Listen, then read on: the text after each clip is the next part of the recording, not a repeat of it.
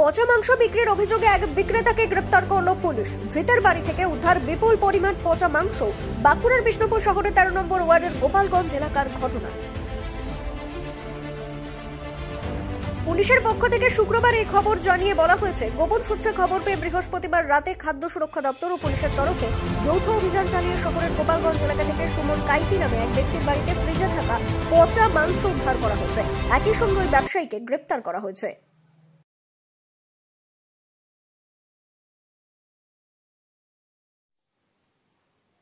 বিষ্ণুপুরের এসডিপিও সুপ্রকাশ দাস বলেন, নির্দিষ্ট অভিযোগের ভিত্তিতে ওই ব্যবসায়ীকে গ্রেপ্তার করা হয়েছে। উদ্ধার হওয়া মাংস পরীক্ষার জন্য ল্যাবরেটরিতে পাঠানোর পাশাপাশি ধৃতকে এদিনই আদালতে তোলা হয়েছে বলে তিনি জানান।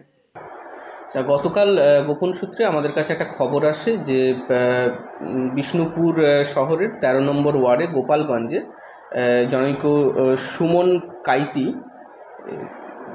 তাই তো সুমন কাইতি, উনি ওনার বাড়িতে প্রচুর পরিমাণে রটন চিকেন, পচা এবং নষ্ট মাংস জমা করে রেখেছেন এবং সেই জিনিস উনি বিভিন্ন জনকে বিক্রিও করছেন। তো এই খবর আসার পরে আমরা যে ডিউ প্রসেস আছে, আমরা ডিস্ট্রিক্ট আমাদের এখানের বিষ্ণুপুরের ফুড সেফটি অফিসারকে এটা জানাই এবং সিএমওইচের কাছ থেকে ওটা এন্ডোর্স হয়ে ওনার কাছে আসে এবং তারপরে আমাদের যিনি টাউনবাবু আছেন, ওসি টাউন, ওনাকে নিয়ে একটা টিম ওখানে যায়।